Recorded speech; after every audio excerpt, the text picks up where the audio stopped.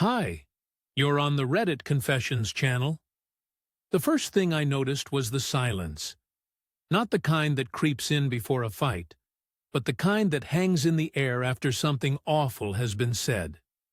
It was the sound that pulled me to the hallway barefoot, still holding a dripping sponge. I had been scrubbing the sink, trying not to exist too loudly while Ivy entertained her friends. I wasn't supposed to hear it.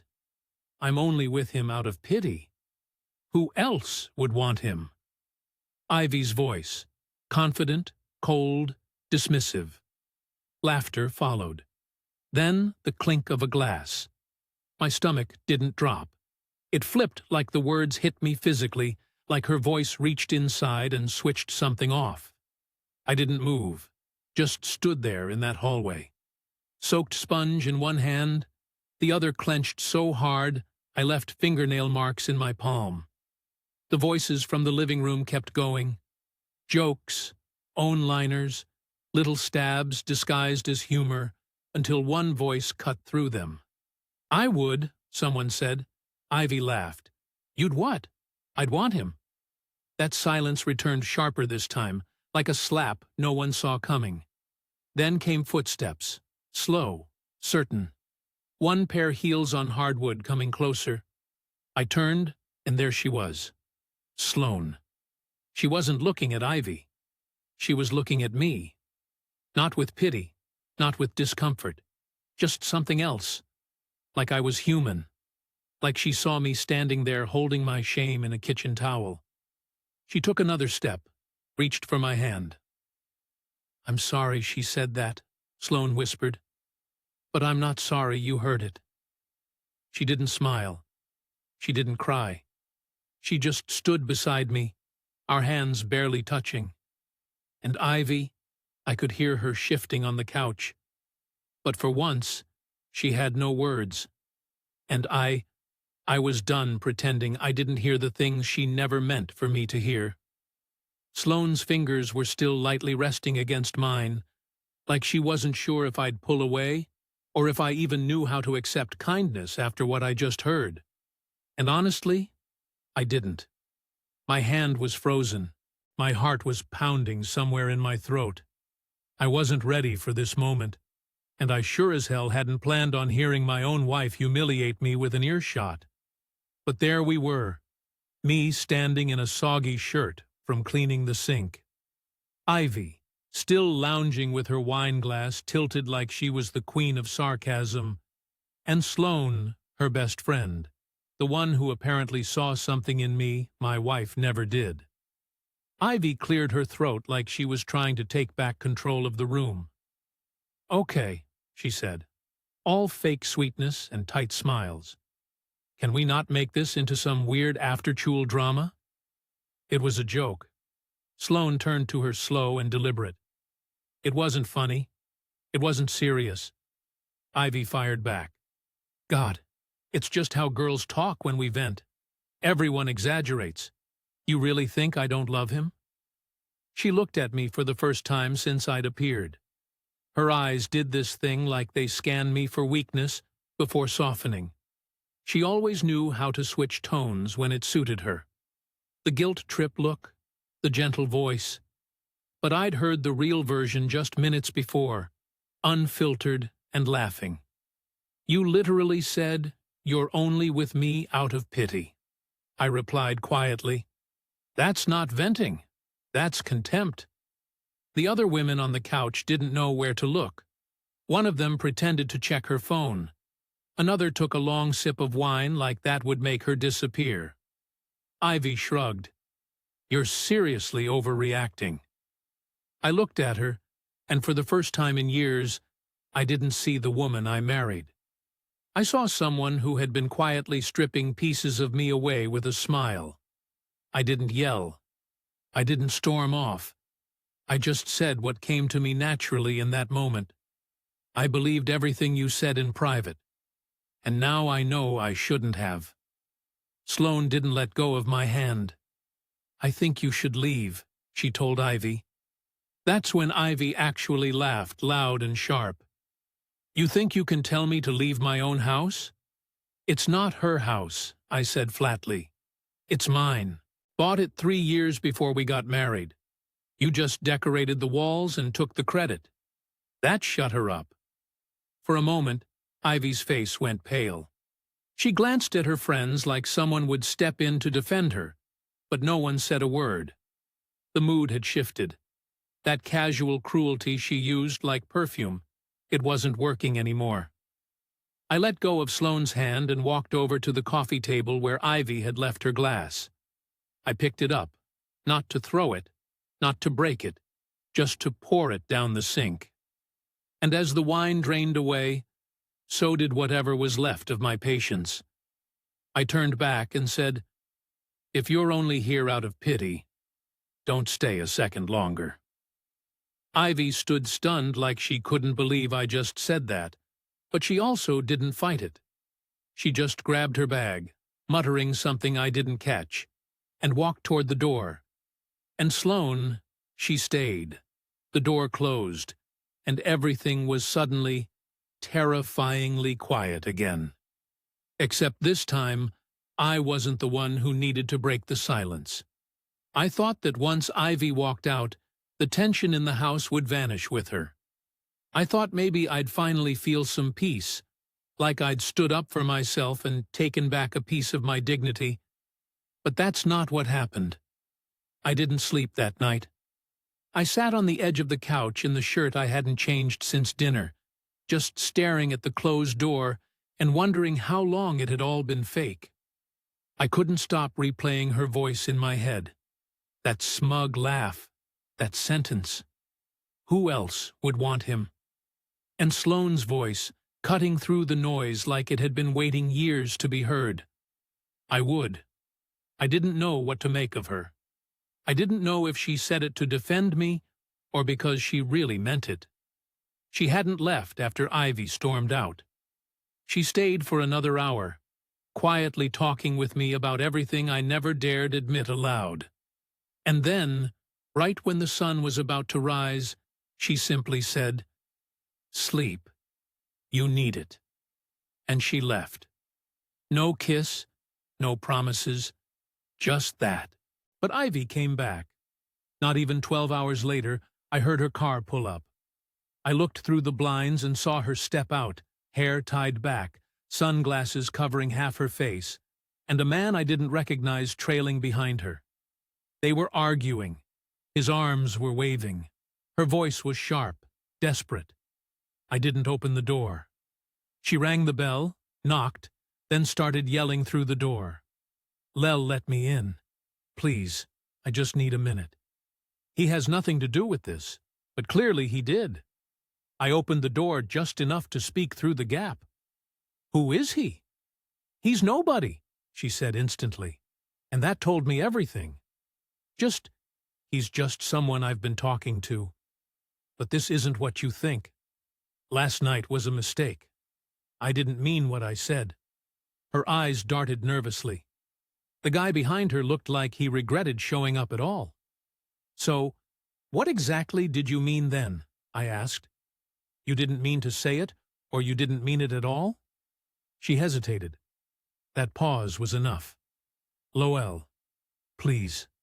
I messed up. I didn't think you'd hear it. I was venting. You've been so distant lately. I thought maybe if I joked about it." "You weren't joking," I cut in.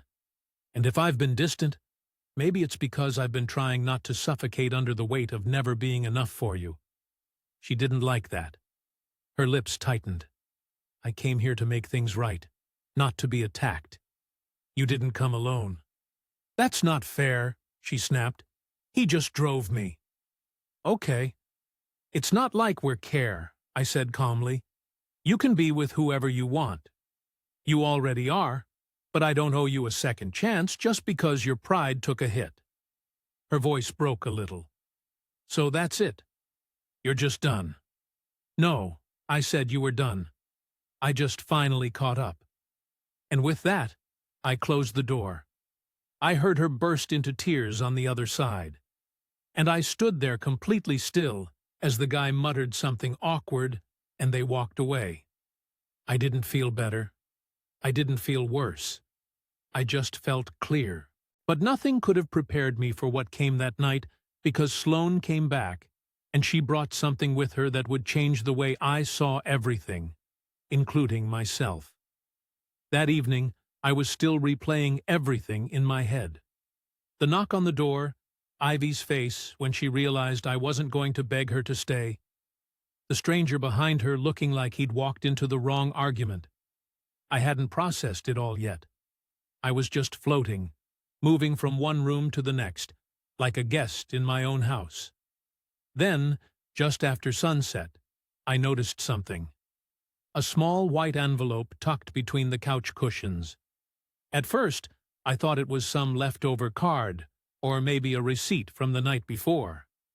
But when I pulled it out, I saw my name written in Ivy's handwriting. Only, it wasn't addressed to me. It was addressed to Sloane. And that did something to me. Something cold. I held it there for a second, unsure if I should open it. It wasn't mine technically, but she left it in my home, and it had my name on the back, just crossed out like I wasn't even the final thought in the room anymore. So, yeah, I opened it. Inside was a short note, no greeting, no apology, just pure unfiltered venom. You always wanted what I had. You always thought you were the better choice? Well, here he is. Go ahead, take him. But don't forget, I'm the one he chased for years. Enjoy his scraps. I stared at it. I didn't even feel hurt at first, just stunned at the sheer pettiness of it. Ivy didn't leave that letter to explain anything. She left it to win something, to mark territory she never even wanted. I wasn't a person to her.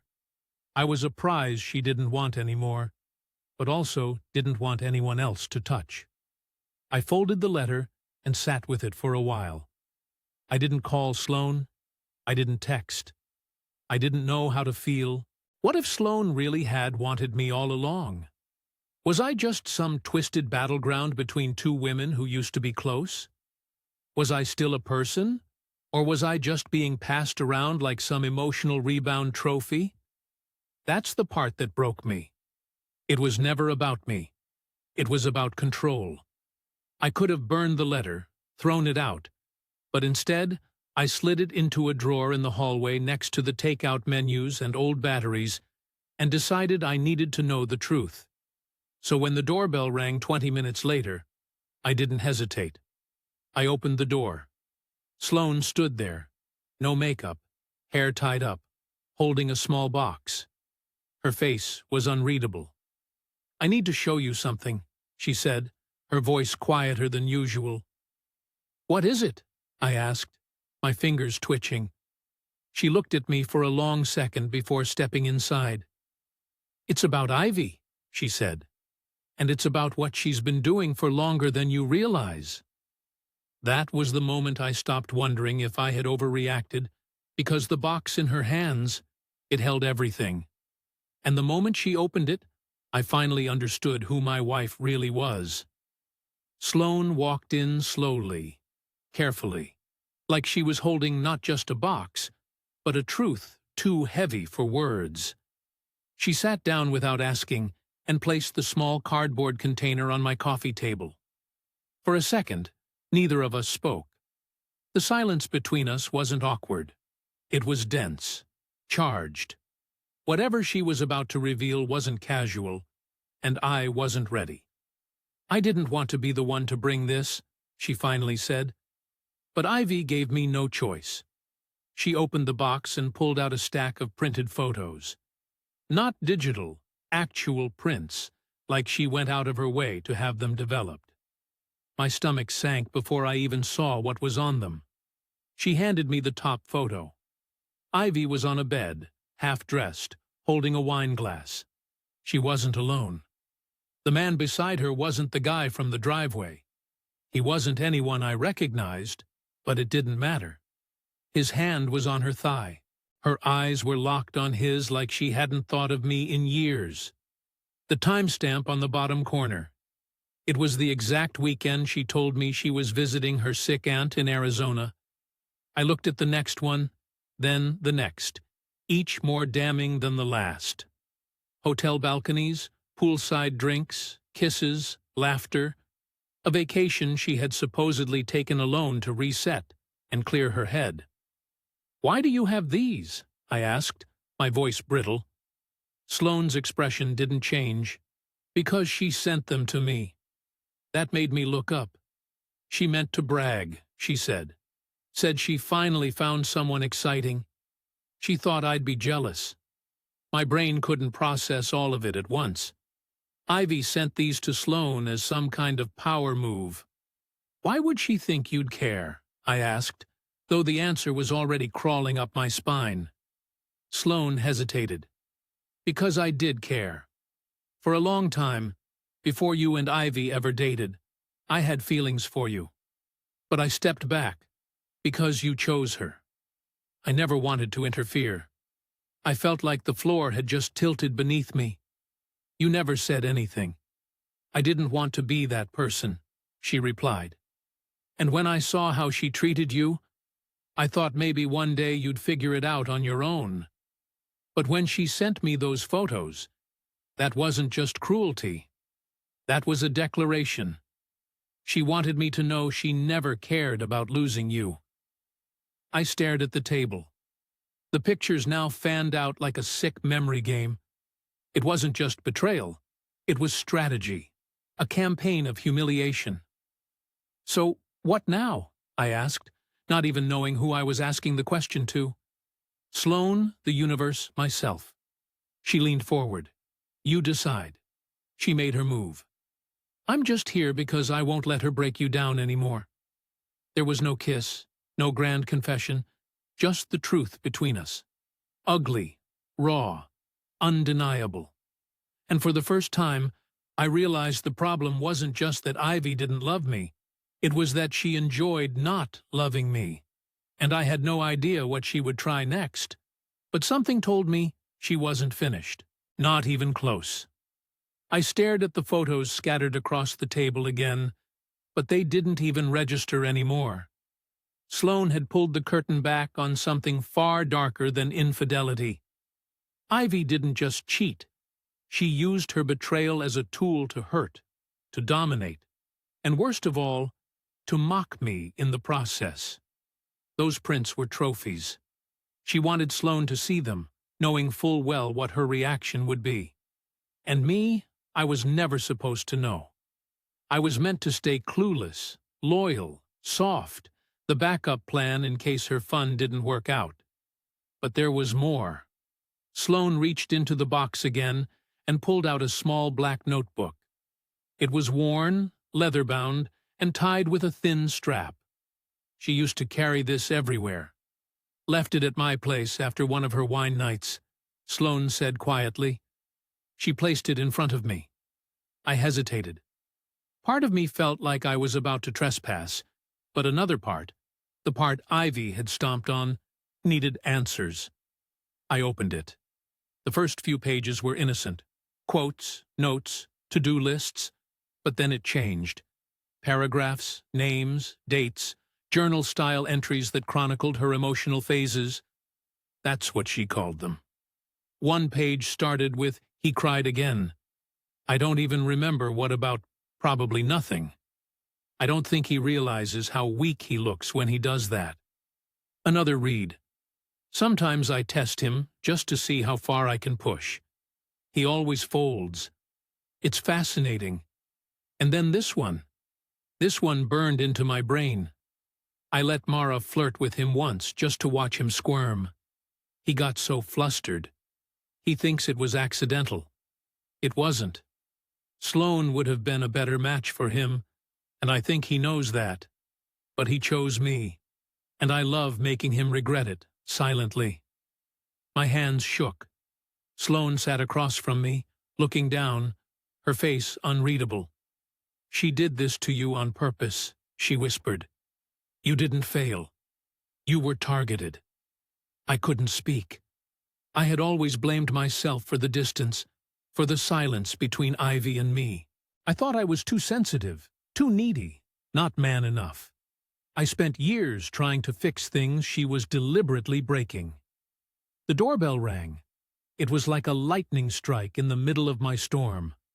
Sloane looked at me, expecting anyone. I shook my head and got up slowly, walking to the door with the notebook still in my hand. I looked through the peephole. It was Ivy again, but she wasn't alone this time either. Behind her stood my mother, and the look on her face. It wasn't confusion. It was disappointment. I opened the door halfway. "What is this?" Ivy forced a sad smile and said, "We need to talk, all of us." My mom looked past me into the house. "Can we come in, Lel?" I didn't know what Ivy had said to her. I didn't know what version of the story she was telling. But the moment she brought my mother into it, I understood something crystal clear. This wasn't about fixing things. It was about saving face. And I was done being the one who gave her that option. I didn't want to let them in. But my mother's face was doing that thing it always did, carrying disappointment before I even had the chance to explain myself. She didn't speak as she walked past me, just gave Sloane a polite nod and sat down like she'd been summoned for a crisis.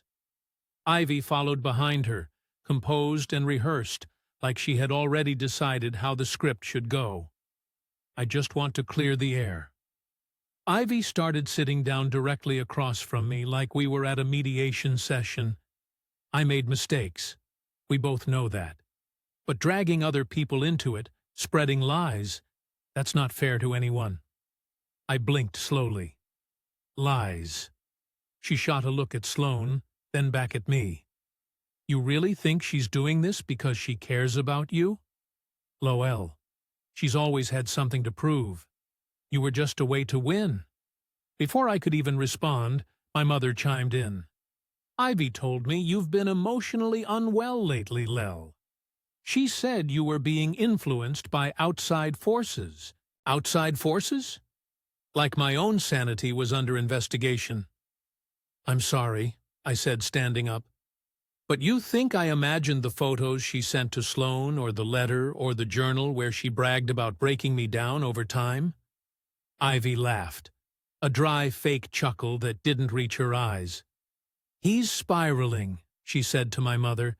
"You see, I've been trying to help him." My mom turned to me and whispered, "Lel, I raised you to be kind, but maybe you're letting your sensitivity cloud your thinking." That crushed me more than anything Ivy could have said. My mother didn't know what Ivy had done.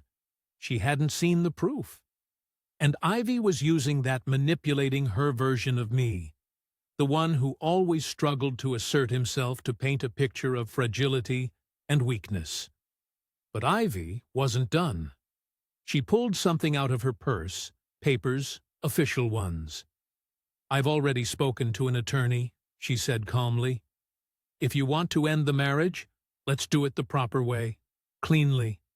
No drama. You keep the house. I just want what's fair." "Fair?" I said, my voice cracking after years of lying, of tearing me down behind closed doors. "I never lied," she said, smug. "Now, I just never corrected your assumptions." She stood up. "You can play house with Sloane if you want, but don't pretend you're the victim here. You chose me. You stayed. You ignored all the signs. That's not my fault. It was a chess move. She wasn't here to fix anything. She was here to flip the narrative, make herself look noble while painting me as the unstable, bitter husband lashing out over a failed marriage." I walked to the hallway drawer, opened it, and pulled out her notebook. I placed it gently on the table in front of her. "Then, explain this." Ivy stared at it. I watched her face shift, just a flicker. She hadn't expected me to keep it. She thought I would have burned it, cried over it, buried it like a hurt dog. But I didn't. "You brought your mother into a lie," I said, turning to her. "I'll give her the truth." Sloane stood too, holding her phone. I recorded the meeting just in case. Ivy's eyes narrowed, and for the first time in my life, I saw fear on her face. Not panic, but fear of exposure. She'd come to humiliate me one final time, but I was finally standing. And I wasn't standing alone. Ivy didn't say a word when Sloane placed her phone on the table and hit stop. For a moment, she just stared at the device like it had betrayed her. But no, it wasn't the phone. It was the fact that for once, I wasn't following her script. I wasn't begging. I wasn't defending her. And I wasn't confused. I was standing with proof, with support, and finally, with clarity. "I came here to offer peace," Ivy said through clenched teeth, glancing at my mother. "You came here to manipulate the only person in my life who didn't know the full story," I corrected. "But now, she does." I turned to my mom, who was still processing everything. I could see the slow, dawning horror in her eyes, the way the puzzle pieces of years of subtle control and gaslighting were starting to fall into place. She looked at Ivy, then back at me. "I'm sorry," she said quietly. "I should have asked you first." It was the only apology I ever needed from her. Ivy stood up, her facade finally slipping. "Fine," she hissed. "You want to be the victim? Enjoy it. But don't come crawling back when she gets tired of fixing you." Sloane didn't flinch. He doesn't need fixing. He just needed to stop being broken by you. Ivy stormed out, her heels striking the floor like an ending. It wasn't dramatic. It was empty. No power, no grip, just a noise. I was finally free to ignore. In the weeks that followed, I filed for divorce and attached everything. Photos, journal pages, audio. I didn't do it to destroy her. I did it to protect myself. No more being the punchline in someone else's story. No more waking up with a weight in my chest, wondering if today I'd finally be good enough for someone who saw me as disposable. Sloane didn't become my savior. She became something better real. She didn't try to rewrite my past. She just helped me face it without flinching. We took it slow. No grand declarations, no rebound fairy tale, just two people quietly learning how to be honest again. And me, I started over with boundaries, with self-respect, with the understanding that love doesn't laugh behind your back and call it venting. I wasn't her burden. I was her warning label. And now I'm someone else entirely. Thanks for following this journey on Reddit Confessions. If you made it to the end, you're the kind of person who sees the whole story and not just the highlight reel. Now it's your turn. Have you ever discovered the truth in a way that changed everything? Share your story in the comments. We want to hear something that shocked you. Don't forget to like, subscribe, and follow for more true stories that prove real life is stranger than fiction. See you next time.